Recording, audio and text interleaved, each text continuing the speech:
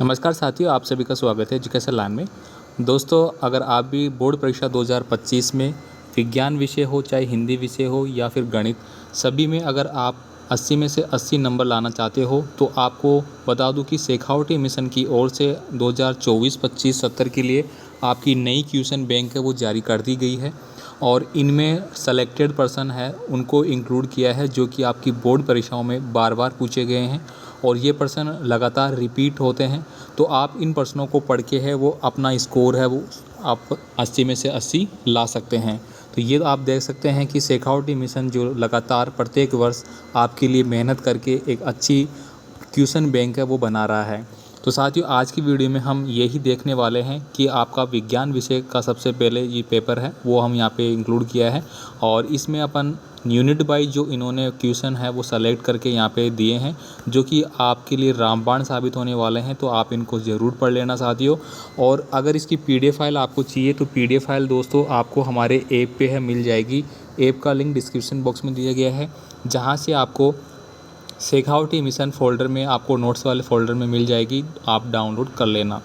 तो चलिए अपन यहाँ पे स्टार्ट करते हैं। और आपका जो सपना है इस बार बोर्ड परीक्षा में टॉप करने का, तो वो सपना बिल्कुल साकार होगा। बस आपको सेलेक्टेड पर्सन पढ़ना है क्योंकि कुछ समय आपके पास शेष रहा है। अब 1 महीने का टाइम मान के चलिए मैक्सिमम बात करें तो उनमें आपको क्या करना है, सेलेक्टेड जो पर्सन है उनको पढ़ना है। पिछली परीक्षाओं में जो पूछे गए पर्सन है उनको ज़्यादा पढ़ना है, ठीक है। बाकी आप अपनी तैयारी रेगुलर रखें।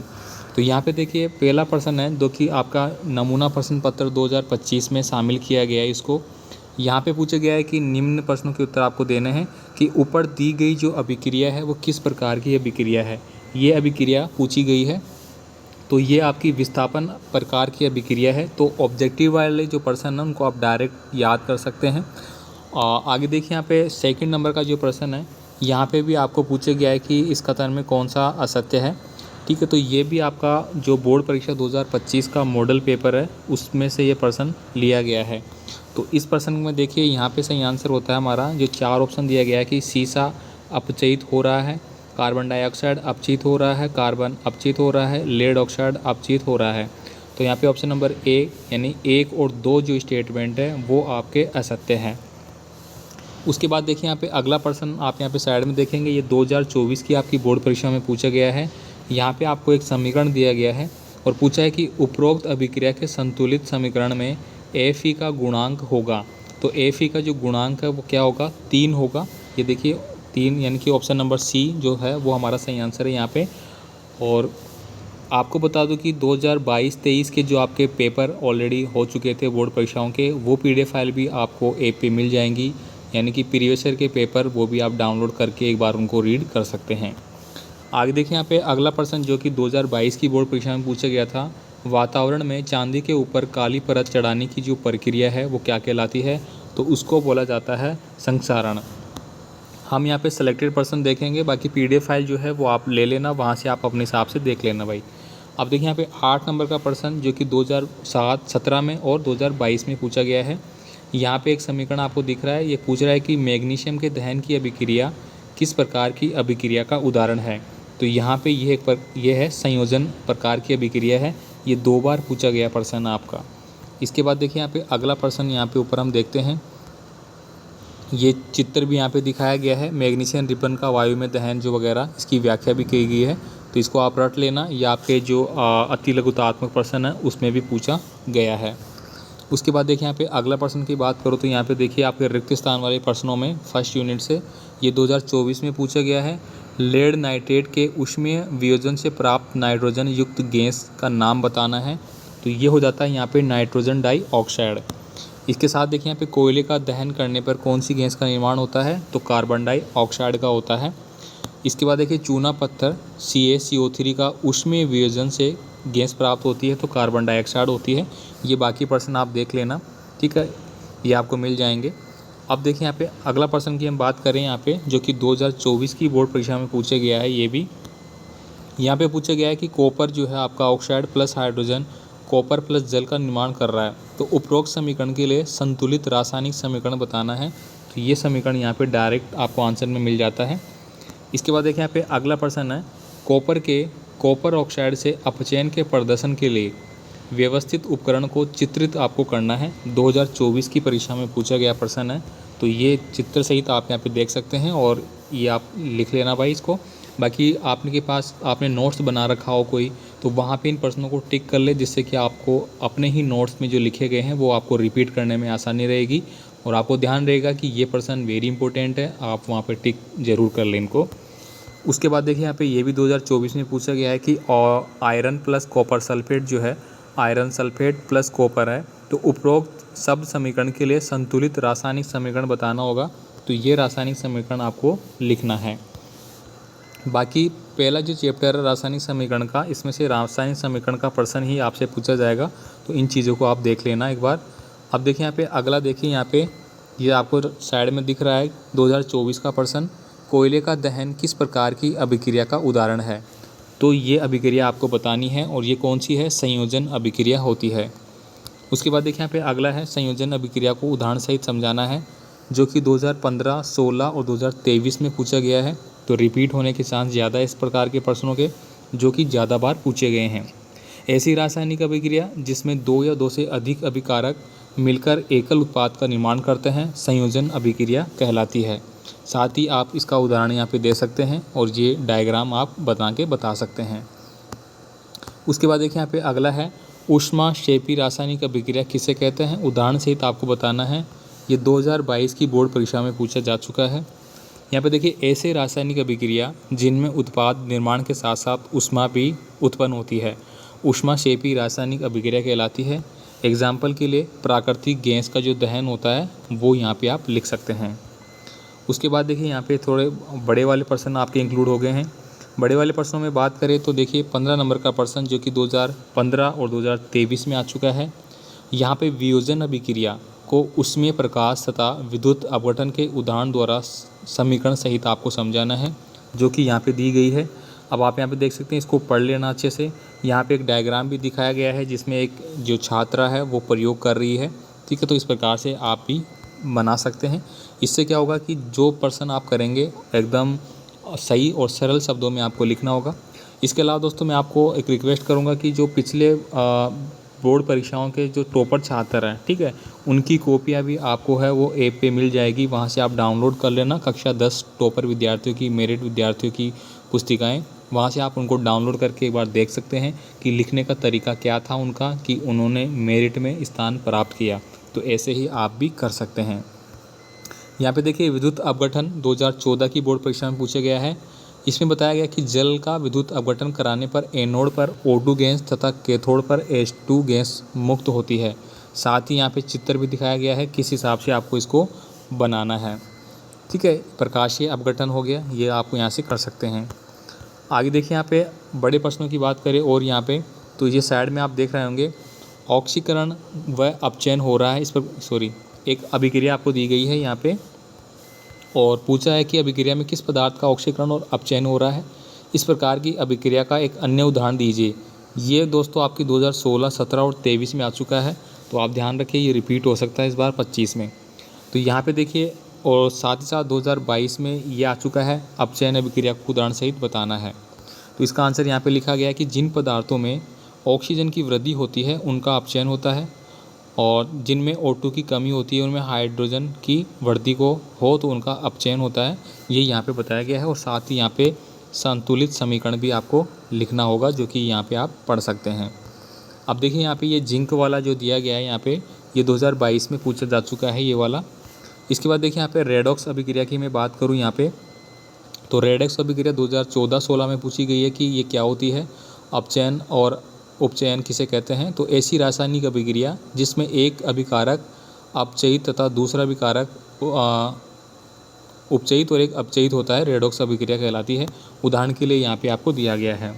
अगर यहाँ पे साइड में आप देखेंगे तो कॉपर सल्फेट के विलयन में डूबी लोहे की कीलों का अभिक्रिया का प्रदर्शन करना है। ये 2014 में पूछा गया प्रश्न है, जो कि आप यहाँ से पढ़ सकते हैं। द्विविस्थापन अभिक्रिया, ये वेरी इंपॉर्टेंट है, ठीक है। द्विविस्थापन अभिक्रिया को आपको उदाहरण से ही समझाना है, 2014 में पूछा जा चुका है। वे अभिक्रियाएं जिनमें अभिकारकों के बीच आयनों का आदान प्रदान होता है उन्हें द्विविस्थापन अभिक्रिया कहते हैं। साथ ही ये अभिक्रियाएं आप लिख सकते हैं। और अवक्षेपण अभिक्रिया किसे कहते हैं, ये भी 2014 में पूछा जा चुका है, तो इसका आंसर आपको यहाँ पे मिलता है। आगे अगर हम बात करें यहाँ पे बड़े प्रश्नों की, तो यह साइड में आप देख पा रहे होंगे जो यहाँ पे पूछा गया है कि विकृत गंधिका को उदाहरण सहित समझाना है, और ये 2017 की बोर्ड परीक्षा में पूछा गया है। इसका आंसर आपको यहाँ पे लिखा हुआ मिल जाता है, तो आप यहाँ से इसको लिख सकते हैं। यहाँ पे दिया है वसायुक्त अथवा तेलीय खाद्य सामग्री को लंबे समय तक रखने के लिए वह उपचयित होकर विकृत गंधी हो जाते हैं, जिसके कारण वह स्वाद तथा गंध बदल जाते हैं। प्राय तेलीय तथा वसायुक्त खाद्य सामग्रियों में उपचयन रोकने वाले पदार्थ मिलाए जाते हैं, जिनको अपन प्रतिऑक्सीकारक कहते हैं। तो ये सब विस्तार से यहाँ पे आपको मिलता है। अब यहाँ पे देखिए निम्न रासायनिक समीकरणों को संतुलित पूछा गया है, जो कि 2022 की बोर्ड परीक्षा में पूछा गया है, तो ये आप यहाँ से देख सकते हैं। उसके बाद देखिए सेकंड जो चैप्टर आपका अम्ल, क्षार और लवण, यहाँ पे हम बात करें तो पहला प्रश्न 2025 के बोर्ड परीक्षा में पूछा गया है, शामिल किया गया है इसको। कोई विलयन अंडे के पीछे हुए कवच से अभिक्रिया कर एक गैस उत्पन्न करता है जो चूने के पानी को दूधिया कर देती है। इस विलयन में क्या होता है, तो इस विलयन में HCl होता है, तो ऑप्शन नंबर बी सही आंसर रहेगा। दही में उपस्थित अम्ल 2024 पिछले साल पूछा गया प्रश्न है ये, तो इसमें लैक्टिक अम्ल होता है। और साथियों अगर 2024 का आपको संपूर्ण हल सहित पेपर देखना है तो उसका वीडियो ऑलरेडी हमने बना रखा है, जिसमें 2024 का विज्ञान का पेपर आपको दिखाया गया है हल सहित, तो आप देख सकते हैं।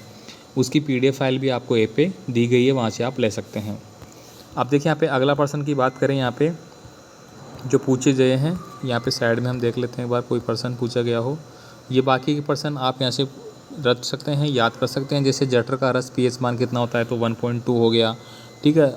यहाँ पे देखिए किस ग्रह का वायुमंडलीय सल्फ्यूरिक अम्ल के पीले श्वेत बादलों से बनाया, तो शुक्र हो गया।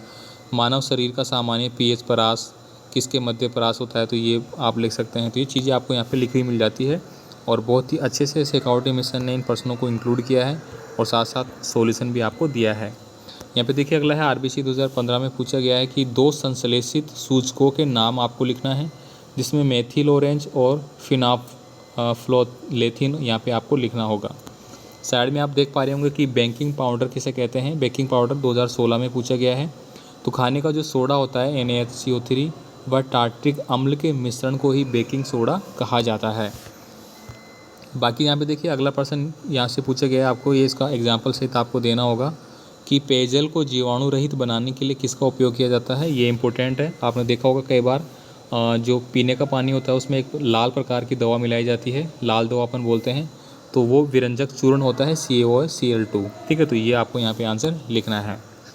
इसके बाद आगे चलते हैं, तो आगे अपन देखेंगे यहाँ पे उदासीनीकरण अभिक्रिया किसे कहते हैं। ये 2023 में पूछा गया था आपका। अम्ल एवं क्षारक की अभिक्रिया के फलस्वरूप लवण तथा जल प्राप्त होते हैं, इसे उदासीनीकरण कहते हैं। उदासीनीकरण यानी कि जो भी कोई भी अभिक्रिया होती है इसमें अम्ल और क्षारक की अभिक्रिया के फलस्वरूप जल प्राप्त होता है, ये आपको यहाँ पे करना है। उसके बाद देखिए 2025 की बोर्ड परीक्षा में इसको शामिल किया गया है। यहाँ पे है HCl और HNO3 आदि जलीय विलयन में अम्लीय अभिसरण क्यों प्रदर्शित करते हैं, जबकि एल्कोहल एवं ग्लूकोज जैसे यौगिकों के लिए विलयनों में अम्लीयता के अभिलक्षण नहीं प्रदर्शित होते हैं। तो इसका आंसर आपको यहाँ पे दिया गया है, ये आप यहाँ पे याद कर लेना। इसके बाद देखिए यहाँ पे अगला है शुष्क हाइड्रोक्लोरिक गैस लिटमस पत्थर के रंग को क्यों नहीं बदलती है। ये भी 2025 में है। तो यहाँ पे देखिए शुष्क हाइड्रोक्लोरिक गैस हाइड्रोजन आयन उत्पन्न नहीं करती है, इस कारण से शुष्क लिटमस के रंग को नहीं बदल पाती है। अगला प्रश्न यहाँ पे अम्ल को तनुकृत करते समय ये क्यों अनुशासित करते हैं कि अम्ल को जल में मिलाना चाहिए, न कि जल को अम्ल में। ये 2017 का प्रश्न है। इसके बाद देखिए यहाँ पे सोडियम हाइड्रोक्साइड की जिंक धातु के साथ होने वाली अभिक्रिया को रासायनिक समीकरण द्वारा बताना है। ये 2017 का प्रश्न है। तो ये जो भी सेलेक्टेड प्रश्न आपके, इनको आप ज़रूर एक बार देखना, इन्हीं में से आपको 100% पेपर में मिल जाएंगे प्रश्न। देखिए बेकिंग सोडा बनाने की विधि को आपको बताना होगा। तो यहाँ पे देखिए सोडियम क्लोराइड मूल पदार्थ के साथ COH2O एवं NH3 क्रिया से बेकिंग सोडा बनाया जाता है, और ये अभिक्रिया यहाँ पे आपको लिख दी गई है। इसको संपूर्ण यहाँ पे दिया गया है। रसोई घर में स्वादिष्ट खस्ता पकोड़े बनाने में इसका उपयोग करते हैं, तो ये चीज़ें आपको यहाँ पे मिल जाती है। इसके बाद देखिए यहाँ पे अगला प्रश्न की बात करें तो 2014 और 17 में पूछा गया है कि जल की स्थायी कठोरता दूर करने में जो है वो क्या अपन करते हैं, ठीक है। ये इसका आंसर आपको यहाँ पे मिलता है। इसके अलावा देखिए यहाँ पे अगले प्रश्नों की हम चलते हैं और पीएच परिवर्तन के कारण दंत क्षय को समझाइए। यानी कि हमारे जो मुंह का पीएच मान है, अगर उसमें कोई चेंजिंग होता है तो हमारे दांतों का क्षय होना स्टार्ट हो जाता है। तो ये 2017 में पूछा गया था। तो यहाँ पे देखिए मुंह के पीएच का मान 5.5 से कम होने पर दांतों का क्षय प्रारंभ हो जाता है। दांतों का इनेमल यानी कि जो सबसे मजबूत चीज़ होती है वह कैल्शियम फास्फोरेट से बना होता है, जो कि शरीर का सबसे कठोर पदार्थ है और जल में नहीं घुलता है। लेकिन मुंह की जो पीएच का मान 5.5 से कम होने पर यह संक्षारित हो जाता है। मुंह में उपस्थित बैक्टीरिया भोजन के पश्चात में अवशिष्टा शर्करा के कारण जो करता क्या होता है, यहाँ पे खाद्य पदार्थ जो अपन खाते हैं उनका क्या करता है, निम्नीकरण करके अम्ल उत्पन्न करते हैं और बाद में मुंह साफ करने से इसमें बचाव किया जा सकता है। मुंह की सफाई के लिए क्षारीय दंत का मंजन का उपयोग करने में अम्ल की अधिक मात्रा को उदासीन किया जा सकता है। अब यहाँ पे देखिए अम्ल और साल में मुख्य अंतर, ये आप जरूर पढ़ लेना, ये इंपॉर्टेंट है। इस प्रकार का प्रश्न पूछा जाता है छोटे प्रश्नों में। तो अम्ल स्वाद में खट्टा होता है जबकि सार जो है वो कड़वा होता है। अम्ल लीने लिटमस पत्थर को लाल कर देते हैं और ये लाल को नीले कर देते हैं। इसके बाद देखिए 2017 में ये रासायनिक अभिक्रियाएँ पूछी गई थी आपको, तो ये आपको देख लेनी है। इसके बाद देखिए धातु अधातु आपका चैप्टर नंबर 3 है। इसमें देखिए आपसे 2023 में ये प्रश्न पूछा गया है कि एल एफ और जेड की अभिक्रियाशीलता का सही बढ़ता क्रम बताना है, जो कि ऑप्शन नंबर 1 सही आंसर होता है। उसके बाद 2022 में पूछा गया था कि दिए गए चित्र अनुसार उपरोक्त अभिक्रिया में बनने वाली गैस को आपको पहचानना है। तो यहाँ पे हो जाता है ऑप्शन नंबर 3 H2O। इसके बाद देखिए 2022 का प्रश्न है कि एक तत्व क्यों मुलायम व चाकू से आसानी से काटा जा सकता है। तत्व ठंडे जल के साथ तेज़ी से अभिक्रिया करता है। निम्नलिखित में से तत्व को आपको पहचानना है। तो ये हो जाएगा हमारा ऑप्शन नंबर ए। इसके बाद देखिए यहाँ पे और भी प्रश्न दिए गए हैं जिनको आप पढ़ सकते हैं।